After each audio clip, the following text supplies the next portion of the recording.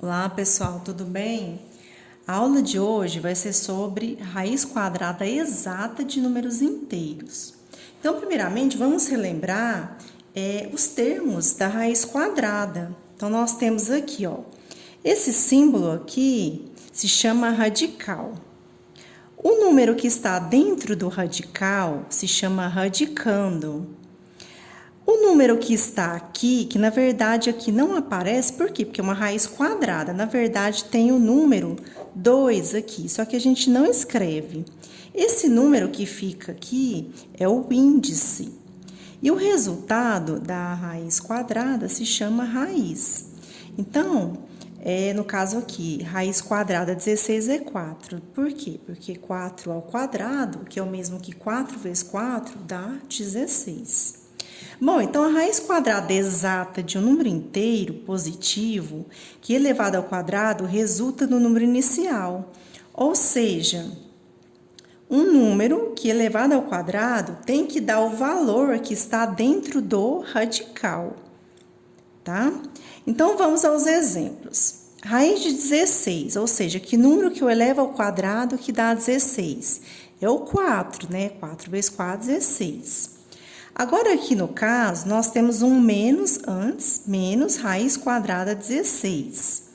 Significa o quê? Significa o oposto da raiz quadrada. Qual que é o oposto de um número positivo? É um número negativo, né?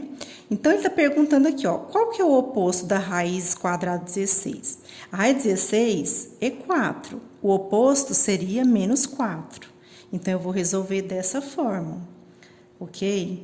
Agora, no caso, a raiz de 10. A raiz de 10 é uma raiz quadrada que não dá exata.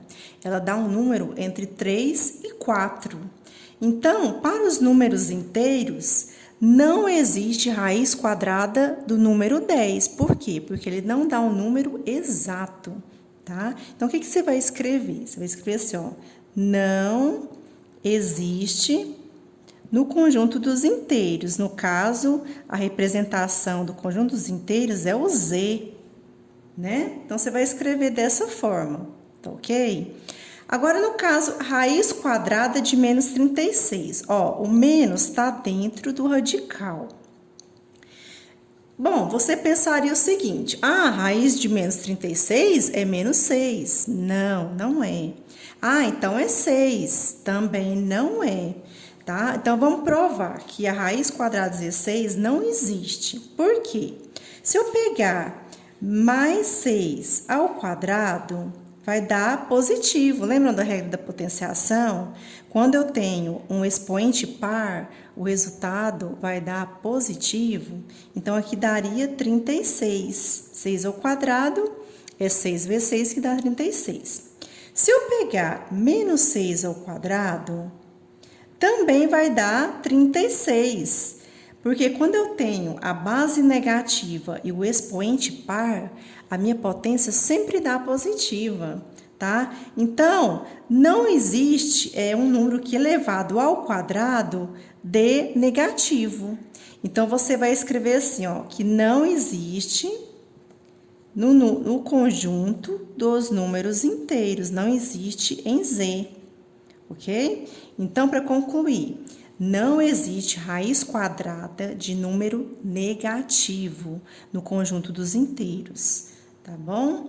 E não existe raiz quadrada exata no caso de raiz de 10. Quando dá um número quebrado, que a gente fala que é um número que tem vírgula, também ele não existe no conjunto dos inteiros, porque o número inteiro é um número que não tem vírgula, tá ok? Bom, então, espero que vocês tenham entendido como calcular a raiz quadrada exata de números inteiros. Bons estudos e até a próxima aula!